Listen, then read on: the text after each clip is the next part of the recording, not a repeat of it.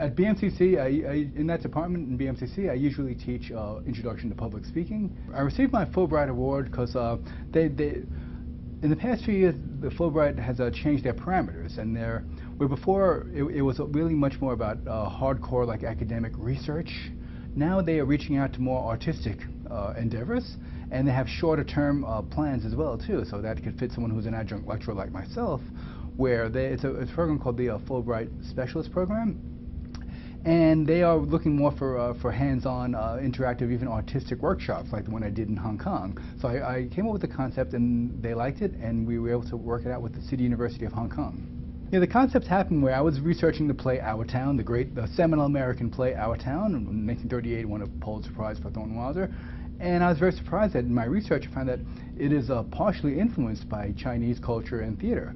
Because Thornton Wilder's father was the United States Consul General to both Hong Kong and Shanghai in the 1910s, he spent part of his childhood there. He saw a lot of Peking opera, a lot of Cantonese opera.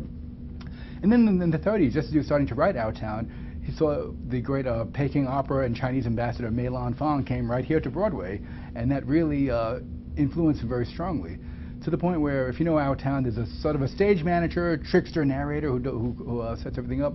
That is directly taken in form from what they call the property manager in Peking opera. So I said, oh, this would be fascinating to see how Chinese students react to this play now in the 21st century. The students' scripts really reflected what's going on now in Hong Kong, and it came out through their writing, where we had a number of exercises. One was about a time capsule they put in there to remember Hong Kong 1,000 years from now. Like in the play, they do that, and they think everything's going to disappear, including the beautiful harbor, because there's more and more what we call landfill there. They call land reclamation. So it's disappearing. It looks like a river now rather than a beautiful harbor. So they put that in there, and then a lot of the plays really focused on how, I think, for the economic crisis hit everywhere. I think for the first time, it's not a given that this generation will succeed as much as their parents. And so a lot of the plays are really about the divide in values, about and also how they don't want to, apparently a lot of them portray these parents who, to achieve that level of success, well, these are workaholic parents and very absentee fathers in particular. And a lot of them were saying, we don't want that life. But I think a lot of it's also based on the fact that they might not be able to have that life too. So it's very interesting.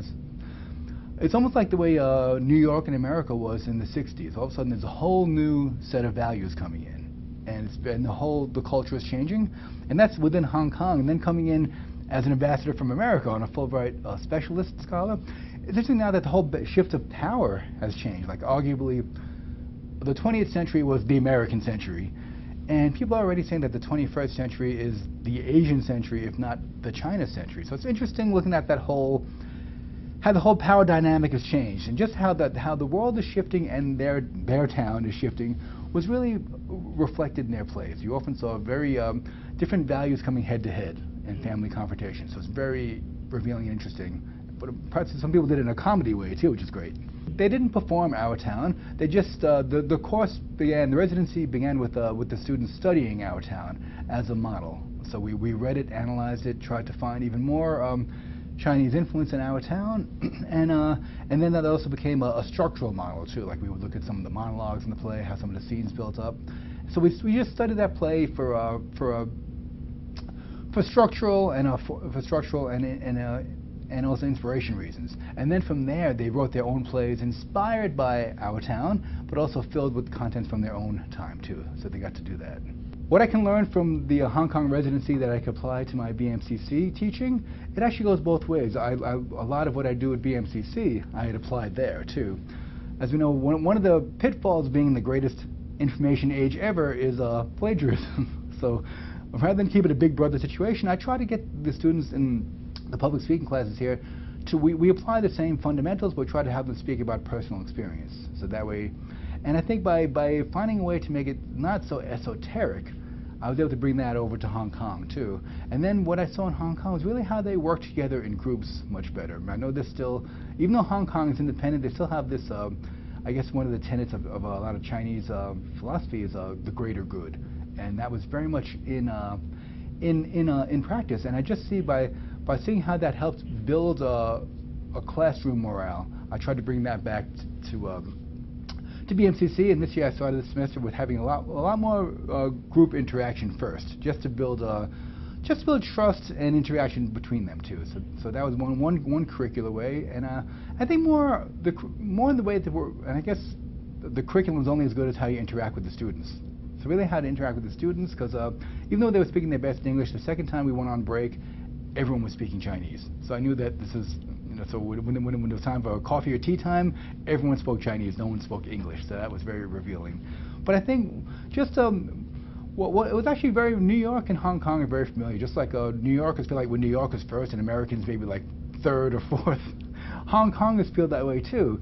And it's a very international city, just like here, and particularly, I know the student body here at BMCC is very international as well. What I learned from the Fulbright residency was, I guess, in the 21st century, I would say, like it's like the American dream has changed now. Where before it was much more about just, I felt we're past the melting pot now. Before it was all about the melting pot and how everyone had to almost be culturally homogenous to fit in. Now we're looking at all our different disparate parts and saying how can we acknowledge those together. So I felt that was a way to find by simply finding at least in the arts in the 20th century, it was always about how America was influencing the rest of the world. Now I think in the 21st century we're looking at how the rest of the world is also influencing America and how we're all in a dialogue. So I think it's been a good way to really, as the world changes and the new power orders are changing, I think I've learned a lot about that and how some things just are universal.